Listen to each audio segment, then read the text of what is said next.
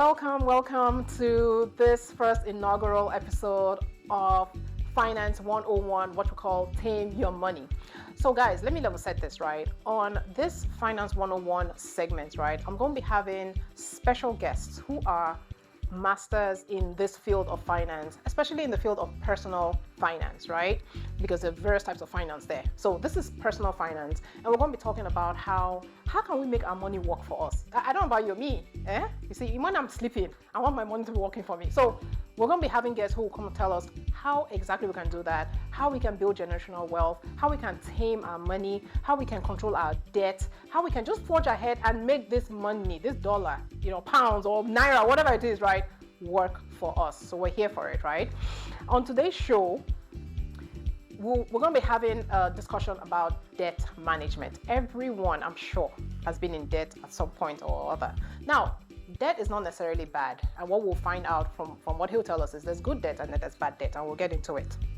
It is guaranteed to be enlightening. Joining me on this conversation is Mr. Emeka Onuba. He's a certified financial educator who's been licensed in the financial services industry for over 18 years. Guys, that's almost 2 decades, not with beans. Mr.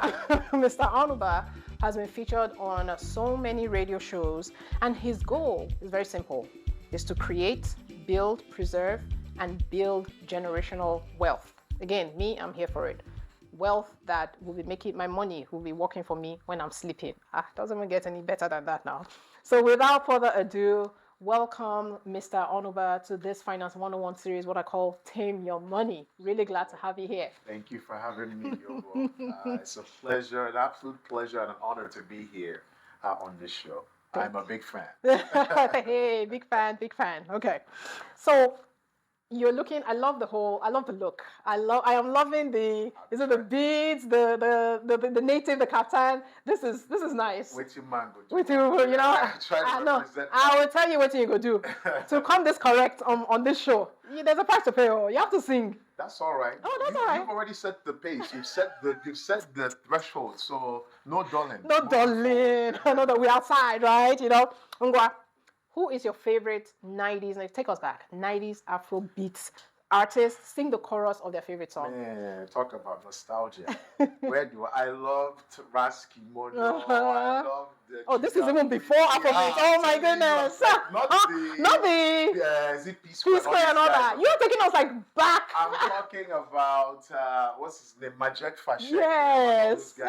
But my favorite, because I used to sing it all the time. It seemed like every birthday party I would play. You remember Blackie? Yes, Blackie. So which one? So Rosie. Oh, yes. Yeah. Oh, yeah. The chorus. I'll just sing any segment, from it. Yeah. Can I have a dance? Rosie. What's your go again? My friends are watching me. Rosie, they will laugh at me. Rosie, so can I have a dance? Rosie, Lord of mercy. But why? Rosie, baby, I don't want to dance with me. That's my favorite joint right there. I love that. That seems to play everywhere. And the part that's coming up, because it is me. Yeah, now. It is me. Mr. Blackie. Mr. Fancy. So can I have a dance, Rosie? Oh man, don't take me all the way back, because he had joint after joint at bangers, man. Yes. Back then, Yes. I'm so happy for our brothers with Afrobeats. Yes. Afrobeats has really taken over. But this guy set the tone and the pace. They did. I mean, Mr. Blackie, Biko, where are you? Where is he? He just, I know, that was the jam. Literally every party, Every birthday party, every wedding, whatever, you turn on the TV, the music video is playing, the radio is playing. Yeah, those weddings. That's nice. Thank you. See, grooving. Thanks for sorry. You took us back. I even thought you were gonna take us our P Square, Star Plus. Yeah, things that we had already left Nigeria. Before that. When those songs becoming, bangers. My brother was one that. Okay, maybe, yeah. But not really me, so. Man, all right. It's hard to not get back to the seriousness of the show, but we must, because as much as we love this music, the oldies, I love money more. So hey, all right. Let us get to know you and to really understand what makes you do what you do, right? But let's give you a little background, guys. So you have a bachelor's in computer engineering technology, Absolutely. but you're a certified financial educator. So how did you decide to make the switch? Or did financial education find you? Like, yeah, talk to us about that. Yeah.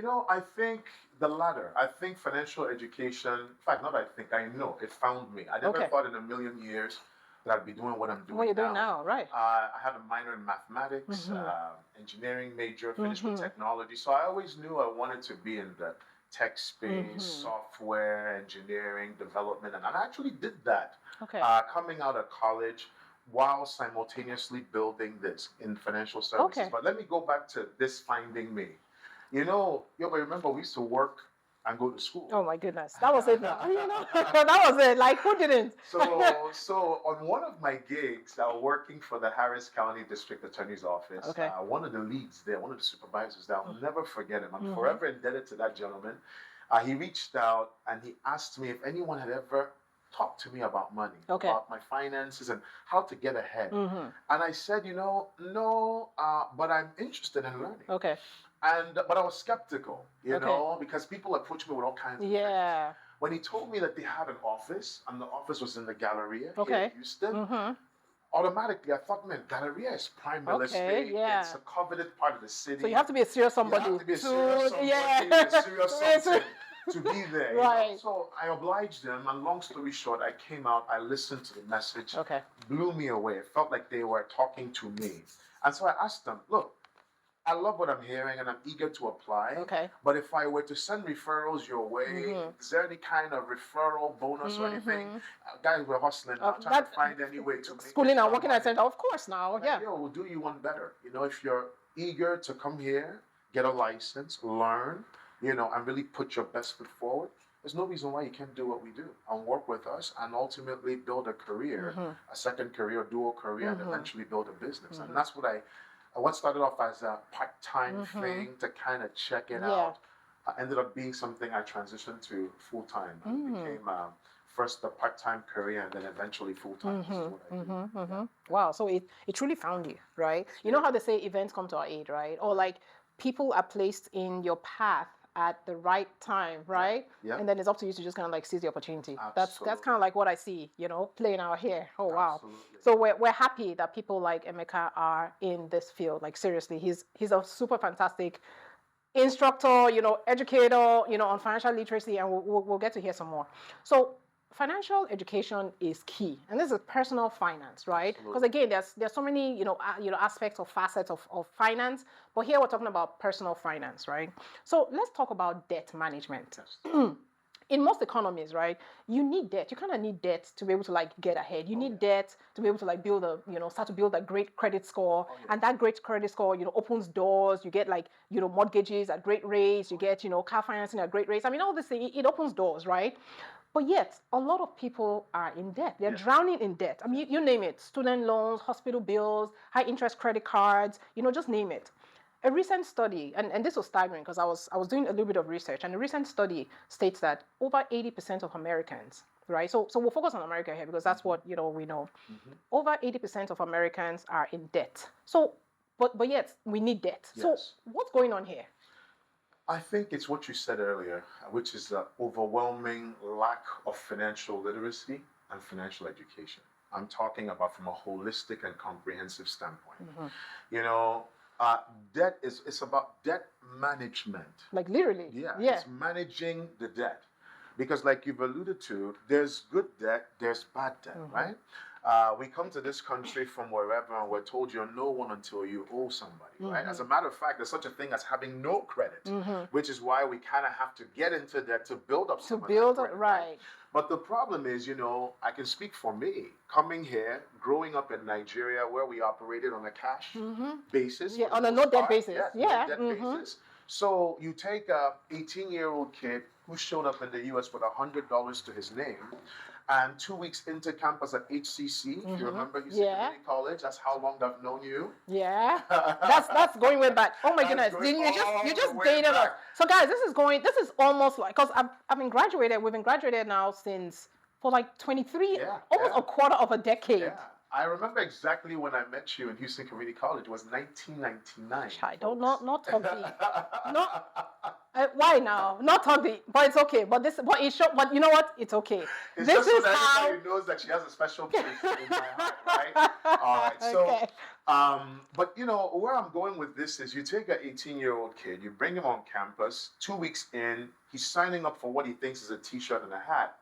And turns out to be a Premier One credit card with $500. $500. Yeah, I got one of those. You remember you got one of those, yeah. Right?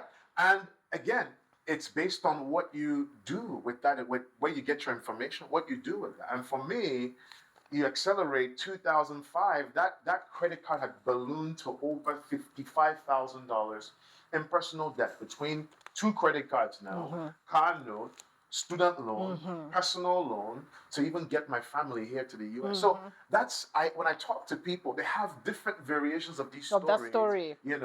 But fundamentally, Yobo, I think it's just a lack of financial literacy and financial education. And that's why I'm so proud of the organization that I'm affiliated with. Okay. In my hand, I'm holding 2 pieces of material here. It's funny how you tagged this, or you branded this Finance 101. Because look at that. That's what it says right there. Finance 101. See? Guys, this is what it says. This is our proprietary book for an organization I belong to called World System Builders. And it's titled Saving Your Future, Basic Principles of Building a Financial Foundation. So, Yobo, it's because we recognize that people are doing the best they can with what they know. And with limited information, limited knowledge, they're making crucial financial decisions every day without the knowledge. So we have embarked on this journey to educate, provide workshops, and not just around debt management, but the entire gamut, cradle to grave. Yep.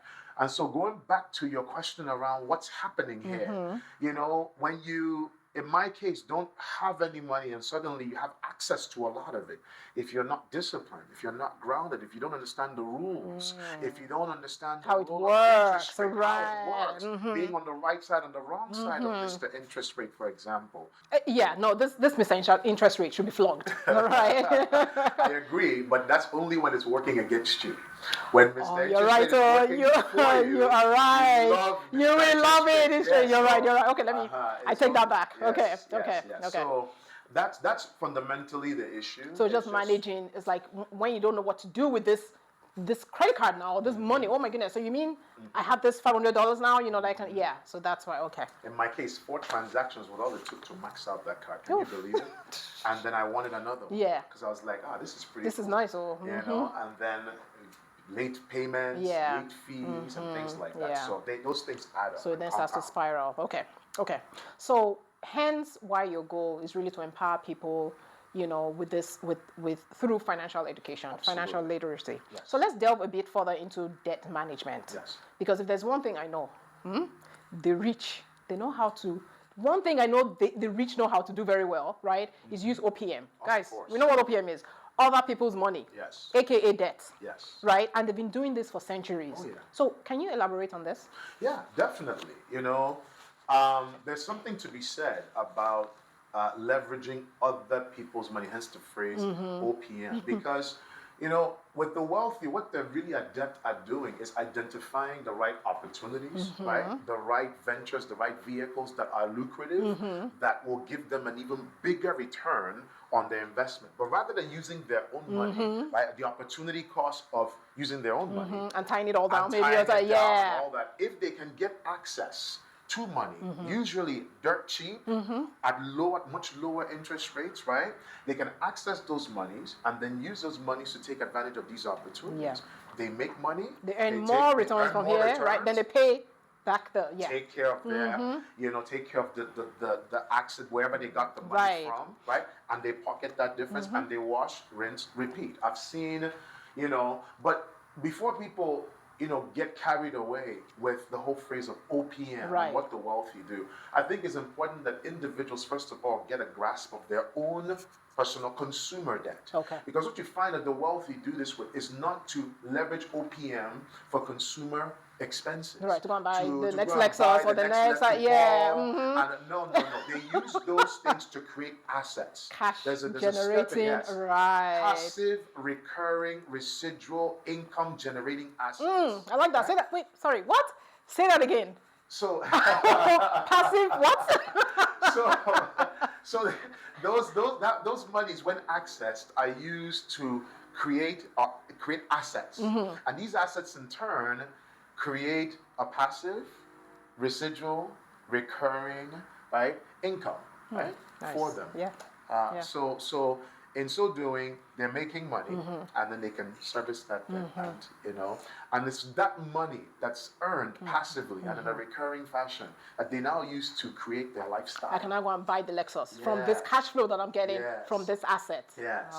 One of the things I had to learn is that there's a step in between. That step is a crucial step in between, because generally speaking, what we think is that we go, and if we can only make more money, if only I can make more money, then with more money, I can have more stuff. Yeah. So we equate making more money to being able to afford and to get the stuff that we want, forgetting that money is really a tool.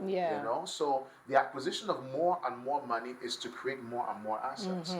So that's a crucial step that I think most people miss out, and that's where they get into yawa. Because then, when you have more stuff, or you've created more liabilities that require you to make that money, more money now your hand is full. Yes. Now you have to make the money, and if you lose the job, if business doesn't go well, or something like a COVID happens now. COVID happens. We saw what happened. You saw that, right? All of a sudden now you can't get that money that you're using to support the stuff that you've created.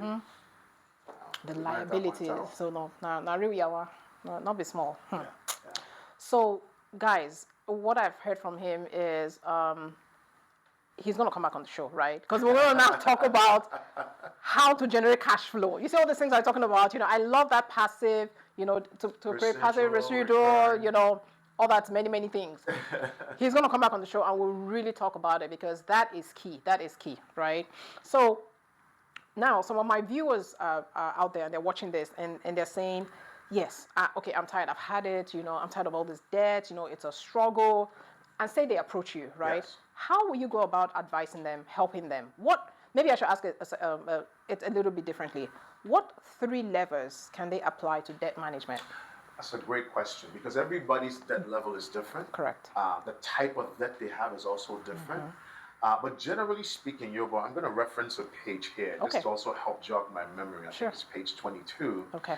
And in here, it talks about debt management. You control your debt, or your debt will control you. Because you can never be free until you are totally debt-free. So one of the first things it says is don't get more debt. You have to find a way to just stop. When you find yourself draw a line in the sand, just stop digging. Okay. Right? When you're digging, when you find yourself, just stop digging. So don't get any more debt. And then spend on just necessities. You have to find a way to discipline yourself, right? To not spend on frivolous things, but only spend on necessities and not wants. So wants versus needs. Wants versus needs. Okay. Yeah. This is again trying to develop a habit, right? Now, specific tactics you can use. Now, it depends on how bad the situation is. Maybe a debt counseling. Okay. A debt elimination program, debt consolidation program may have to be leveraged, because at that point, the last thing on your mind is your credit score. You're just trying to get back above water. Just okay. So you don't need to be worried about credit score at this point. What can these parties do to help negotiate, minimize, and make things manageable for you to get out? But if you're in a place where you have good cash flow, and you recognize that it's more of a discipline problem, and that really you can get out of debt if you decide to focus on it, then there's something called a debt roll-up method. Some authors also call it a debt snowball method. And what it really means, what it really says is, if you make a list of all of your debts, so organize all your debt, organize them. Typically, there's 2 approaches. From the highest balance to the lowest balance. Or so by balance. By balance or by interest rate. Or by interest rate. Highest interest rate to lowest interest rate. Both of them will accomplish the same thing. I think tackling the highest interest first, right? So what it says is take a little bit more money and apply towards the highest interest debt or the lowest balance debt first. So you're overpaying so you can pay off that debt faster. While maintaining your... You're still paying on the others. So when I say don't go and now... No, don't default on the other ones, I beg you. No. You maintain your level of payments on the other, but if you could find an extra $100, $200, $500, and apply, let's use the lowest debt approach first, because that, I think, allows not only more satisfaction, but more commitment to stay on task, stay with the low hanging fruit. Yes, low hanging fruit. It does something to your psyche when you see that balance says zero. You're like, yes, and it's like, I've accomplished. Let me put that away. Yes. But the higher interest approach will actually save you the most money long term, right? Yeah. So what that debt roll up method says, either approach you leverage is make a little bit, free up some extra money. It may mean cutting out. Eating out every day. I was a Starbucks guy. I remember now. I was a Starbucks guy. Now I brew my own coffee. In fact, I've even decided that coffee is not even that serious now. Maybe I start taking blending some smoothies in the morning, right, to get my energy. Which is even healthier for you. It's even healthier for me, CEO, right? So you can do certain things, different things you can do to free up some money, and with the money you free up, apply that. Right, and then start aggressively paying these things. And what you find that you'll not only shave off a lot of time, you'll also shave off a lot of interest that would have been paid on all of these balances. And on top of that, when you accomplish the goal, you'll find that you've also established a new habit that serves you, habit of taking money, focusing on something and paying something off. Because now, when those debts are paid off, what are you going to do with all that freed up cash? You have free cash. That's money now that you could redirect to be working for you, and you've already established and developed a habit long term. So it's great. We have workshops that talk about this, guys. It's debt management and increasing cash flow is one of 7 workshops we do. We conduct them. Live, they're not pre-recorded. We also do them online. Right. So your viewers, if they'd love to take advantage of our workshops where we get into more of the weeds of debt management and increasing cash flow, we'd certainly be more than happy to provide them with. And guys, not to worry. All right, all of that information, all of his information, scrolling down on the caption, right? Caption below. Yes. So it's there for you to grab them and take advantage of them. I like this. Yeah. So before we wrap up, and this is just a tip of the iceberg. I mean, we can sit here and talk about debt management from now to like Kingdom Come. Do you understand? It's such a, and that's just like you said, that's just a snippet or like a fraction of the whole spectrum of personal finance. Absolutely. So we're gonna have him back. Like I said, talk about cash flow. We talk about now that you've freed up all this cash, you've paid up all this debt, and you have all this free cash every month. It's like, okay, what do I do with it now? How can I make it work for me? And there's so many levers. There's so many vehicles. There's so and we'll talk about them. I mean, insurance is one. Oh no, we'll get there, right? Oh yes. Yeah. Oh yes. So he's going to be coming back. He thinks he's just coming back once again. No, it's not. It's not once again. He'll be here. He's going to be a regular. Don't worry. So before we wrap up, right? Let's get to know another side of you. Okay. You've semi-taken us back to this Blackie when you did this whole Blackie thing, but. What would you say? I remember now. Even in college, remember? To think that he's doing what he's doing now, like I thought he was either going to do the engineering or music. Really so into it. Okay, so what is the most memorable experience about your childhood? And it could be, maybe the school you went to, the primary school. You know how we just got up secondary school, like the antiques, Nigerian children. My goodness, the street, the neighbors, the smell of the foods, the akara seller who was on Saturday. You have to go and line up for this akara. Just what can you take us back? Okay, as them. And this is nostalgia. There are many, but I will tell you one. I'm talking about being humbled quickly. Okay, so for my friends who are watching, my fellow Sulacadians, I went to a school for the gifted and talented. Okay. Called Suleja Academy. Okay. At the time, my understanding was that they picked the best 2 from whether it's local government or whatever. They picked them sharp to come to this school. Okay. So you were one of them. I was one of the 2 picked, and I thought I was. You're like, yes. You're gonna tell me. No. And I got humbled quickly. What happened? Where say levels did. When we did our first, it was an exam that we took, and when you don't see your name in the top 20, right, after a while you just accept. You just accept that some things are just not meant to be. So moving forward, you start looking for your name from like the 20 something and start looking from there. Forget the top 20, right? That's very memorable. Okay. I mean, some of the sharpest minds I've met, like in the country. In the country, I'm fortunate. I'm blessed to say that they're my friends. Okay. They were my classmates. Right. So that's one of many memories Okay. that I have. But I think about that because I was born here, taken back to Nigeria, speaking finesse, thinking I was in all this stuff, and then your school very, very quickly. Yeah, so and was it boarding school? It was boarding school. Those are the worst. Those are the worst. As in, quickly humbling. Oh yes. Like super humbling. Yes. I went to boarding school too in Ibadan. that's where all this Yoruba that I speak. When people are like, Yoruba, you speak. That is where I picked it up from. My first term in school, I think I leaned out because the cooks in the kitchen only spoke Yoruba. Ibadan Yoruba. Do you understand? Wow. And I didn't understand a word of Yoruba, so I couldn't communicate with them. Oh, wow. I starved. I just managed my provisions. When those ones finish, if it's not visiting day yet, I just starved. No one told me. By the second term of that same first GSS1, second term, I was rapping. Speaking the language anyhow. You must try. That is one thing I kind of wish that I had found an interest in, because I lived in Lagos. Okay. I lived in Ambu. All my friends. Like languages? Like picking up them? Picking up but languages. I didn't pick up Yoruba when I lived in Lagos. I lived in Lagos too. I did not pick up Yoruba. And I had Yoruba neighbors. I picked it up from the second term of GS1 in this Ibadan. You see? But you know why? Because it's immersion. I was forced to survive. Yes. Food. Yeah. I want in your kitchen.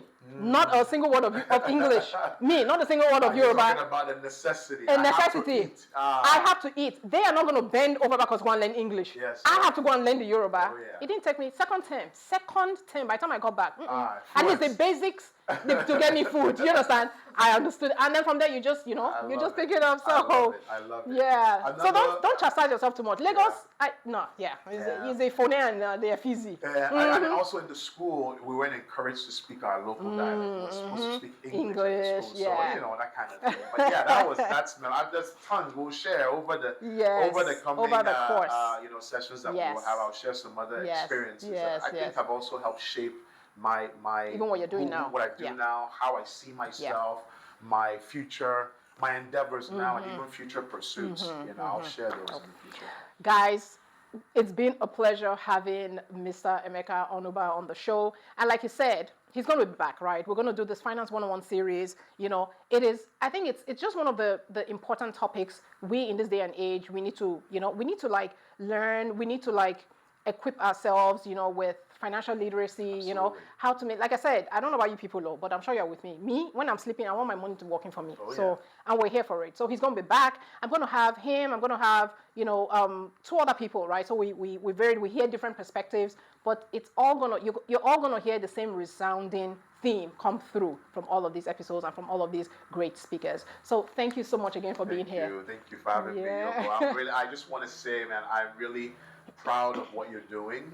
I know that it gets to a point where we start thinking about impact. When I think about your show, I look at the breadth of the conversations. I look at the depth of the conversations. I realize that there's true intention to add value and to make an impact. So when you become the next media mogul, I'm telling you now, in front of everybody. You have on camera. When you become the next media mogul, you already know who's going to be handling those assets for you. Handling my finances, I know for sure. And guys, it even gets better. So I'm a CPA myself, right? So, but I already know who is going to be handling good hands. So you're in good hands. Thank you. Thanks for having me. Thanks for being here. And then guys, part of this series, is also to, in addition to having guests here, who would talk about Finance 101, financial literacy, we also try to highlight, one or good resources, good books, that you can kind of go get or go buy, and read up some more. Let it really solidify, right? Because hey, all this knowledge that we're here for it, right? So one of the books I have here look at that, Finance 101, so apt. It's called Saving Your Future, and it's by the World System Builder group organization, which Mr. Onuba is a part of. And it builds lays the foundation, right? The very basics. Let's take it back to the basics, Absolutely. as in Finance 101. Say I didn't say Finance 401, where you're on fourth level already, This is 101. What you just said, basic principles of building a financial foundation. This is so key. And I want to encourage the viewers to know that while the book is comprehensive, it's a very short read. It's written in very simple language, easy to understand, diagrams, simple analogies, so that anyone can understand. Can really, right. Take your money back. Tame your money. Take your money back. No, so but this is, you want a copy of this? Get in touch with him. Okay, details are below. So viewers, there you have it. I'm just excited about this Finance 101. It is. There's not much to say. It's needed. It's much needed, and we're here for it, right? So until the next time on this Finance 101, we call it Tame Your Money, because that's what it is. Tame. You need to tame. You see, ladies, you know how sometimes this I have, we gotta tame it. This money, we gotta tame it, right, to make it work for us. When we say go and fetch, it is going to fetch it. Do you understand? So until the next time on Finance 101, Tame Your Money, I say you stay safe and join me next week. Bye now.